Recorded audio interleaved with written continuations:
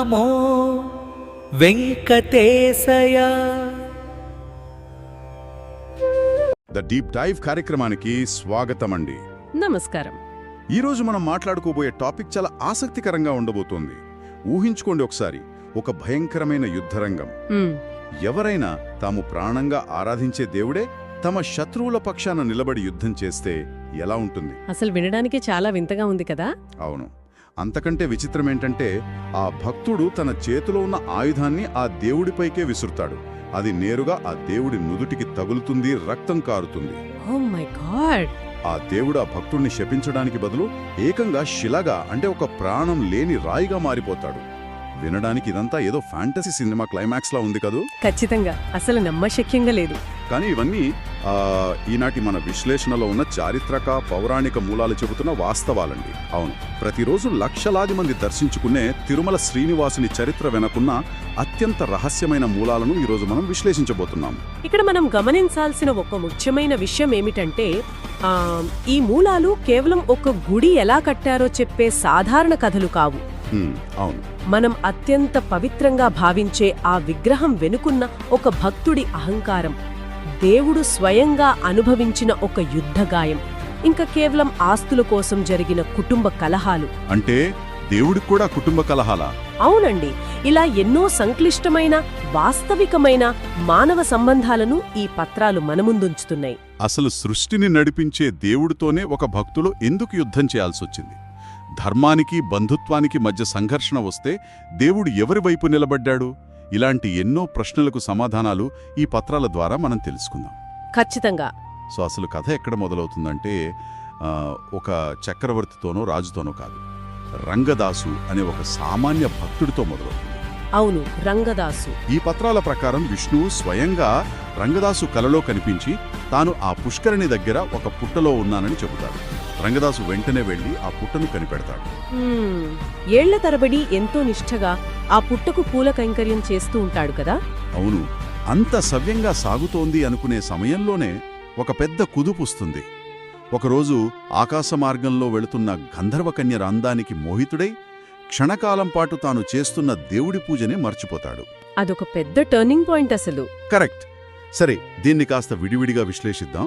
ఇది ఎలా ఉందంటే, ఒక ఒలింపిక్ క్రీడాకారుడు 10 ఏళ్లుగా ప్రాణం పెట్టి ఎన్నో త్యాగాలు చేసి ప్రాక్టీస్ చేసి సరిగ్గా ఫైనల్స్ ముందు రోజు రాత్రి తన డైట్ బ్రేక్ చేసి ఏవో వ్యసనాలకు బానిసై మొత్తం కెరీర్ని నాశనం చేసుకోవడం లాంటిది. చాలా మంచి ఉదాహరణ చెప్పారు. ఒక జీవితకాలపు కఠినమైన ఆధ్యాత్మిక సాధన కేవలం ఒక్క క్షణం వచ్చిన ఆకర్షణ వల్ల పేకమేడలా కూలిపోయింది. ఆ ఒలింపిక్ క్రీడాకారుడి ఉదాహరణను ఇంకొంచెం లోతుగా విశ్లేషిస్తే, అంటే సాధారణంగా క్రీడాకారుడు అలాంటి తప్పు చేస్తే టోర్నమెంట్లోంచి నిర్దాక్షిణ్యంగా బయటకు పంపేస్తారు కదా. అవును కదా, డిస్క్వాలిఫై చేసేస్తారు. కర్మ సిద్ధాంతం గురించి మనకున్న సాధారణ అవగాహన కూడా అదే. తప్పు చేస్తే వెంటనే కఠినమైన శిక్ష పడుతుందనుకుంటాం. మరి ఈ పత్రాలు ఏం చెబుతున్నాయి? ఈ పత్రాలు కర్మను ఒక శిక్షా సాధనంగా కాకుండా ఒక దిద్దుబాటు సాధనంగా, అంటే ఒక కరెక్టివ్ టూల్గా చూపిస్తున్నాయి. అంటే దేవుడు రంగదాసు పశ్చాత్తాపానికి కరిగిపోయి అతను చేసిన తప్పును పూర్తిగా మాఫీ చేశాడంటారా?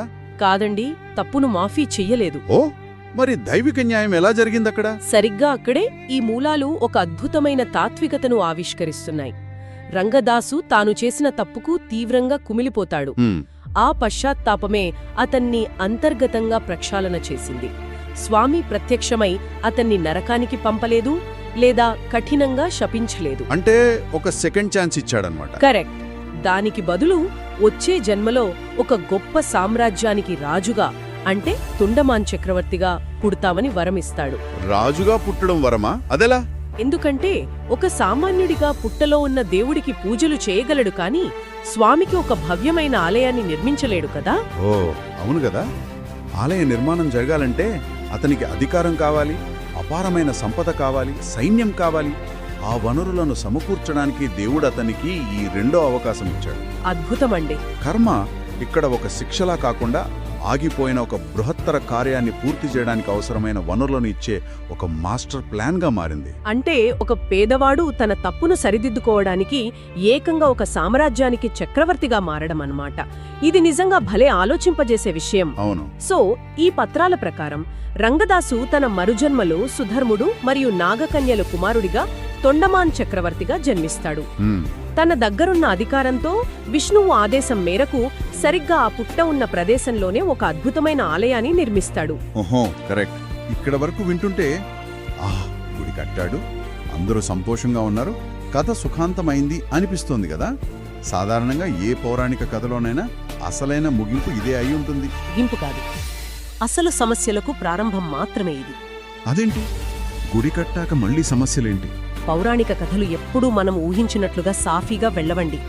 గుడి కట్టిన తర్వాత అంతా ప్రశాంతంగా ఆధ్యాత్మికంగా ఉంటుందనుకోవటం మన భ్రమ మాత్రమే అని ఈ మూలాలు చాలా స్పష్టంగా చెప్తున్నాయి. అదే నాకు కూడా పత్రాలు చూసినప్పుడు చాలా వింతగా అనిపించింది. అసలు గుడి కట్టాక దేవుడు కొలువుదీరాక కూడా గొడవలు రావడం ఏంటని. పత్రాలను నిశితంగా పరిశీలిస్తే శ్రీనివాసుడు పద్మావతి అమ్మవారిని వివాహం చేసుకున్న తర్వాత ఒక పెద్ద రాజకీయ కలహం రేగుతుంది. అవును, ఒక కుటుంబ కలహం. పద్మావతి సోదరుడైన వసుధానుడికి ఈ గుడి కట్టిన తొండమాన్ చక్రవర్తికి మధ్య రాజ్యం మీద ఆధిపత్యం కోసం తీవ్రమైన పోరాటం మొదలవుతుంది. అసలు దేవుడి పెళ్లి వల్ల ఈ రాజ్యాల గొడవలు రావడం అనేది చాలా ప్రాక్టికల్గా అనిపిస్తోంది కదా. నిజమే. అంటే ఒక సాధారణ మానవ కుటుంబంలో జరిగే ఆస్తి తగాదాల్లా, ఇగో క్లాషెస్లా ఇది చాలా కీలకమైన ఘట్టమండి. ఈ వివాదాన్ని మనం కేవలం ఒక సామాన్యమైన సరిహద్దు తగాదాగా చూడలేం. అంటే ఇందులో ఇంకేదైనా ఉందంటారా? అవును, ఇక్కడ ధర్మానికి భక్తికి మధ్య ఒక పెద్ద సైద్ధాంతిక యుద్ధం జరుగుతోంది. ఓ, శ్రీనివాసుడు భూమి మీద ఒక మానవ రూపంలో, అంటే ఒక అవతారంలో ఉన్నాడు కదా. అవతారంలో ఉన్నప్పుడు స్వయానా దేవుడైనా సరే మానవ సమాజపు నియమాలకు, సామాజిక ఒప్పందాలకు కట్టుబడి ఉండాలి. అర్థమైంది. పద్మావతిని పెళ్లి చేసుకోవడం ద్వారా వసుధానుడు ఆయనకు స్వయానా భావమరిది అవుతాడు. సో బంధుత్వం కలుస్తుంది. అవును, వివాహ బంధం ద్వారా ఏర్పడిన ఈ సామాజిక ధర్మం ప్రకారం ఆపదలో ఉన్నప్పుడు తన కుటుంబ సభ్యుడి పక్షాన నిలబడాల్సిన కనీస బాధ్యత శ్రీనివాసుడిపై పడుతుంది. అంటే ఒకవైపు తనకు అద్భుతమైన గుడి కట్టి తనను ప్రాణంగా పూజించే తొండమాన్ చక్రవర్తి, కరెక్ట్. మరోవైపు సామాజిక ధర్మం ప్రకారం రక్షించాల్సిన సొంత భావమరిది వసుధానుడు. రెండిటికీ మధ్య దేవుడు అడ్డంగా నలిగిపోయాడన్నమాట. ఖచ్చితంగా అదే జరిగింది. ఎంత విచిత్రమైన పరిస్థితి అంటే, ఎవరికోసమైతే తను 100 ఏళ్లుగా తపించి ఆలయం కట్టాడో ఆ దేవుడే ఇప్పుడు కత్తిపట్టి తన భక్తుడిపైనే యుద్ధానికి రావాల్సొచ్చింది. అవును, దేవుడిక్కడ వ్యక్తిగత ఇష్టాలకు అతీతంగా సామాజిక ధర్మాన్ని పాటించడం ద్వారా ఒక ఉదాహరణగా నిలిచాడు. కాని ఇక్కడే ఒక సంక్లిష్టత వస్తోంది. ఒక దేవుడు తన భక్తుడితో యుద్ధం చేయటం అంటే అది సాధారణ విషయమా? అస్సలు కాదు. పైగా ఇక్కడే ఈ పత్రాలు ఒక ఊహించని మలుపును పరిచయం చేస్తున్నాయి. యుద్ధరంగంలో శ్రీనివాసుడు వసుధానుడి వైపు ఉన్నాడు, కాని తొండమాన్ చక్రవర్తి ఒక విచిత్రమైన కోరిక కోరుతాడు. ఏంటది? ఏకంగా శ్రీనివాసుడిని సొంత ఆయుధాలైన శంఖ చక్రాలను తనకిమ్మని అడుగుతాడు. ఓ, శంఖ చక్రాల్ని అడిగాడా? అవును. నాకర్థం కాని విషయం ఏంటంటే, ఒక శత్రువుకి దేవుడు తన అత్యుత్తమ ఆయుధాలను ఎలా ఇస్తాడో. ఏ దేవుడైనా సరే భక్తుడి కోరిక తీర్చడం కోసం తనకు తానే ఆయుధం లేనివాడిగా మారుతాడా? అసలు ఆ లాజిక్ ఏంటి? అక్కడే అవ్యాజమైన భక్తి వెనుకున్న బలం దాగుందండి. దేవుడు బాహ్యంగా సామాజిక ధర్మాన్ని పాటించి భావమరిది వైపు నిలబడినా అంతర్గతంగా తన భక్తుడికి గతంలో ఇచ్చిన మాటను జవదాటలేడు కదా. అంటే ఆ అనుబంధం అలాంటిది. అవును, శంఖ చక్రాలను అడగగానే ఇచ్చేయడం ద్వారా దేవుడు తన శక్తినంతటినీ త్యాగం చేశాడు. సమాజం కోసం ధర్మం వైపు నిలబడటం ఒక ఎత్తైతే, భక్తుడి ప్రేమ కోసం తనను తాను నిస్సహాయుడుగా మార్చుకోవడం మరో ఎత్తు. నిజమే. దేవుడు సర్వశక్తిమంతుడు మాత్రమే కాదు, భక్తుడి స్వచ్ఛమైన అభ్యర్థన ముందు అత్యంత బలహీనుడు కూడా అని ఈ ఘట్టం రుజువు చేస్తోంది. ఇది భక్తికున్న ఒక అసాధారణమైన శక్తి. ఆ బలహీనతే దేవుడి పాలిట శాపంగా మారింది కదా. ఆ తర్వాత జరిగిన సంఘటన చదివితే నిజంగా గూస్బంప్స్ వస్తాయి. ఏం జరిగిందక్కడ? తనకు దేవుడిచ్చిన అదే విష్ణు చక్రాన్ని తొండమాన్ చక్కని వర్తి తిరిగి ఆ శ్రీనివాసునిపైకే విసురుతాడు. అయ్యో! ఆ చక్రం నేరుగా వెళ్లి స్వామివారి నుదుటిపై అత్యంత బలంగా తగులుతుంది. రక్తం గారుతుంది. ఆయన మూర్ఛపోతాడు. ఇది వినడానికే చాలా బాధగా ఉంది కదా. అవునండి. ఒక్కసారి ఆలోచించండి. ఒక దేవుడికి దెబ్బ తగలడం, అది కూడా తన సొంత ఆయుధంతో, తన కోసం ప్రాణమిచ్చే సొంత భక్తుడి చేతిలో. దీన్ని సాధారణ మనసుతో జీర్ణించుకోవడం కొంచెం కష్టమే. ఇది జీర్ణించుకోవడానికి కష్టంగా ఉన్నా దీని వెనుక ఉన్న తాత్విక యంత్రాంగం చాలా లోతైనది. అవునా? అదెలా? అసలు దేవుడు తన సొంత ఆయుధంతో ఎందుకు దెబ్బతిన్నాడు అంటారు. ఎందుకంటే అది మానవ అహంకారానికి ప్రతీక. ఓ, అహంకారం. అవును. అధికారం, సంపద వచ్చాక మనిషి తనను నడిపించే సృష్టికర్త శక్తికే ఎదురు తిరుగుతాడు అనడానికి ఇదొక ఉదాహరణ. తొండమాన్ చేసింది అదే. అంటే ఆ పవర్ అతనికి అహంకారాన్నిచ్చింది. కరెక్ట్. కానీ ఇక్కడ మనం గమనించాల్సిన అసలు ట్విస్ట్ ఆ దెబ్బకు దేవుడి ప్రతిస్పందన. భక్తుడు తనను అంతలా గాయపరిచినా ఆయన ఏమాత్రం కోపగించుకోలేదు, అతన్ని నాశనం చేయలేదు. ఈ పత్రాలు చెబుతున్న ప్రకారం తొండమాన్ చేసిన ఈ పొరపాటును భరించడానికి, ఇకపై భవిష్యత్తులో ఏ భక్తుడు ఎలాంటి తప్పులు చేసినా వాటన్నింటినీ మౌనంగా సహించడానికి స్వామివారు ఆ కొండపై శిలారూపంగా ఉండిపోవాలని నిర్ణయించుకుంటారు. అద్భుతం. అంటే మనం గుడిలో గర్భగుడికి వెళ్లి అత్యంత భక్తి శ్రద్ధలతో చూసే ఆ అద్భుతమైన విగ్రహం కేవలం ఒక పవిత్రమైన దైవరూపం మాత్రమే కాదు. అవును, కాదు. అది మానవ తప్పిదాలకు నిలివెత్తు సాక్ష్యమన్నమాట. ఒక భక్తుడి అహంకారాన్ని, కోపాన్ని భరించి దేవుడు తీసుకున్న ఒక పెద్ద యుద్ధగాయానికి ప్రతీక ఆ విగ్రహం. ఖచ్చితంగా చెప్పారు. శిలగా మారడం అంటే కేవలం రాయిగా మారడం కాదు, భక్తుల కోసం అన్నింటినీ తనలో ఇముడ్చుకొని ప్రతిదాన్ని భరించడం అని ఇప్పుడు చాలా స్పష్టంగా అర్థమవుతోంది. నిజమే. శిలారూపం అనేది ఒక రక్షణ కవచం లాంటిదండి. భక్తుల కోపతాపాలను, అజ్ఞానాన్ని స్వీకరించే ఒక మాధ్యమం అది. సో ఆ కథ ఇక్కడితో ఆగిపోలేదు కదా. లేదు. యుద్ధం ముగిసింది. దేవుడు శిలారూపంగా మారాడు. ఆ శిలకు తొండమాన్ చక్రవర్తి తన సంపదతో అద్భుతమైన పూజలు చేయడం మొదలుపెడతాడు.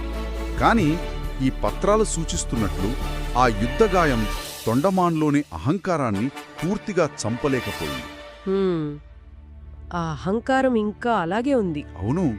ప్రతిరోజు తాను స్వయంగా చేయించిన బంగారు తులసి దళాలతో ఎంతో ఆడంబరంగా స్వామికి అర్చన చేయడం ప్రారంభిస్తాడు. ఈ భూమండలం మీద నాంతటి సంపన్నుడు లేడు, నాంతటి గొప్ప భక్తుడు ఇంకెవరున్నారు అని గర్వంతో విర్రవిగుతుంటాడు. అది అతని అజ్ఞానం. రోజూ దేవుడికి బంగారంతో పూజ చేసే స్తోమత నాకే ఉంది అనుకుంటాడు. కాని అసలు నాటకం ఆ తర్వాతే మొదలవుతుందండి. మరుసటి రోజు ఉదయం గుడి తలుపులు తెరిచి చూసేసరికి తను వేసిన ఆ బంగారు ఆకులన్నీ మాయమైపోతాయి. అరే, మరి వాటి ప్లేస్లో ఏముంటాయి? వాటి స్థానంలో ఎండిపోయిన మట్టి ఆకులు, అడవి పూలు దర్శనమిస్తాయి.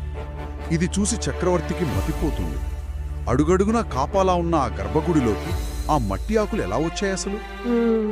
అంత బంగారాన్ని కాదని దేవుడు ఆ పిచ్చి మట్టి పూలను ఎందుకు స్వీకరించాడు? అసలు ఇదంతా చూస్తుంటే మనకేమర్థమవుతోంది? ఆ మట్టి ఆకుల వెనుక ఉన్నది మరెవరో కాదండి, కుమ్మరి భీముడు అనే ఒక నిరుపేద భక్తుడు. ఓ, కుమ్మరి భీముడా? అవును. ఇక్కడ మనం రెండు విభిన్నమైన భక్తి మార్గాలను, వాటి యంత్రాంగాలను పోల్చి చూడాలి. ఒకవైపు తొండమాన్ చక్రవర్తి. అతని దగ్గర అపారమైన రాజ్యముంది, బంగారముంది, దేవుడి దగ్గరకు నేరుగా గర్భగుడిలోకి వెళ్లగల యాక్సెస్ ఉంది. అవును కదా, తనే కట్టించాడు గుడి. మరోవైపు కుమ్మరి భీముడు కనీసం గుడి మెట్లు ఎక్కే అర్హత కూడా లేనివాడు. అతనికి వేదమంత్రాలు రావు, నైవేద్యం పెట్టడానికి జేబులో డబ్బూ లేదు. పాపం, మరి అతను పూజలా చేసేవాడు?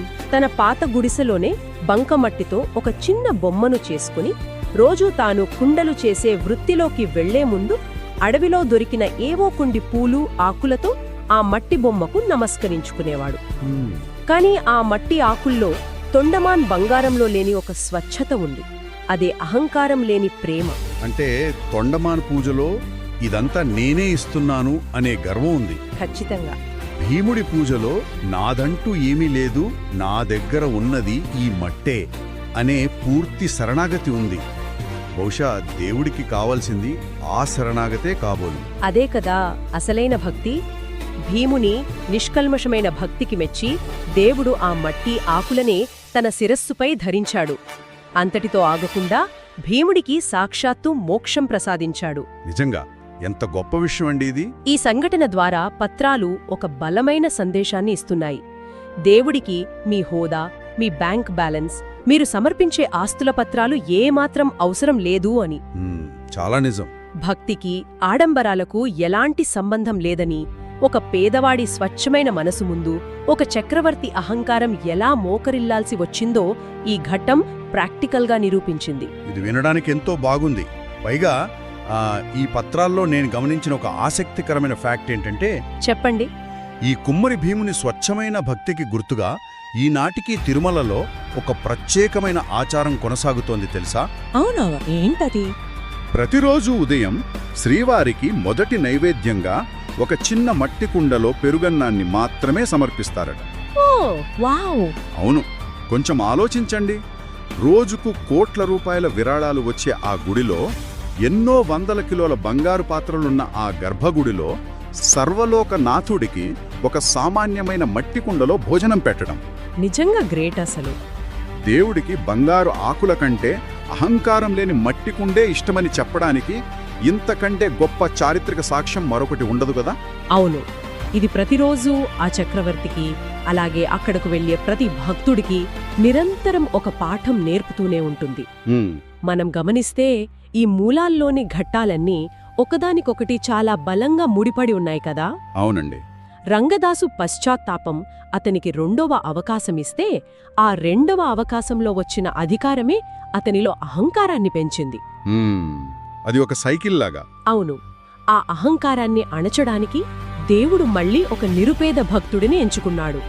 ఇదొక అద్భుతమైన సంక్లిష్టమైన వలయం. నిజంగా ఇదొక అద్భుతమైన తాత్విక వలయం అండి. ఒకసారి మన ఈనాటి విశ్లేషణను క్రోడీకరిస్తే, కర్మ అనేది కేవలం శిక్షించడం కోసం కాదు అని మనకు అర్థమైంది. అవును, మనల్ని సరిదిద్దడానికి ఒక అవకాశంగా, వనరులను సమకూర్చే సాధనంగా మారుతుందని రంగదాసు కథ ద్వారా తెలుసుకుందాం. కరెక్ట్. అలాగే ధర్మం కోసం నిలబడిన భక్తుల తప్పులను సైతం తనపై వేసుకుని వారి కోసం శిలగా మారే దేవుడి అపారమైన కరుణ గురించి కూడా మాట్లాడుకున్నాం. ఆ విగ్రహం వెనుకున్న అర్థం అదే కదా. అవును, ఆ విగ్రహం ఒక దైవరూపం మాత్రమే కాదు, ఒక మానవ తప్పిదానికి, యుద్ధ గాయానికి స్మారకమని అర్థం చేసుకున్నాం. చివరిగా ఒక చక్రవర్తి అహంకారాన్ని దేవుడు సామాన్య కుమ్మరి వృత్తాంతంతో ఎలా తుంచేశాడో విశ్లేషించాం. ఖచ్చితంగా. ముగించే ముందు ఈ పత్రాల ఆధారంగా నా మదిలో మెదిలిన ఒక చిన్న ఆలోచన ఇక్కడ ఉంచాలనుకుంటున్నాను. తప్పకుండా చెప్పండి. ఈ రోజుల్లో మనం తరచుగా వార్తల్లో చూస్తుంటాం కదా, పెద్ద పెద్ద కోటీశ్వరులు, వ్యాపారవేత్తలు గుడులకు కోట్ల రూపాయలు విరాళాలిస్తుంటారు, వజ్రాల కిరీటాలు చేయిస్తుంటాం. కానీ ఒక్కసారి ఆలోచించండి, వాళ్ళు నిజంగానే దేవుడితో ఒక ఆత్మీయ బంధాన్ని ఏర్పరచుకుంటున్నారా? లేక వేల ఏళ్ల క్రితం ఆ తొండమాన్ చక్రవర్తిలాగా తమ బంగారు ఆకులతో, తమ అపారమైన సంపదతో దేవుడిని కొనేయాలని చూస్తున్నారా? ఇది చాలా వ్యాలిడ్ పాయింట్. ఆశ్చర్యమేంటంటే, వేల సంవత్సరాలు గడిచినా మన వ్యవస్థ ఏమీ మారలేదు. అహంకారం నిండిన బంగారంతో దేవుడికి లంచం ఇవ్వడానికి మనం ఇంకా ప్రయత్నిస్తూనే ఉన్నాం. నిజమే. కానీ ఆ దేవుడికి ఎప్పుడూ కావలసింది ఆర్భాటాలు కాదు, కేవలం స్వచ్ఛమైన ప్రేమతో నిండిన ఒక మట్టికుండ మాత్రమే. మన జీవితాల్లో మనం కూడా ఈ మట్టికుండ లాంటి స్వచ్ఛతను పెంపొందించుకుంటే ఎంత బావుంటుందో కదా. చాలా అద్భుతంగా చెప్పారు. ఈ ఆలోచనతో ఈనాటి మన డీప్ డైవ్ను ముగిద్దాం. మరెన్నో ఆసక్తికరమైన మూలాలతో మరో విశ్లేషణలో కలుద్దాం. అప్పటి వరకు సెలవు.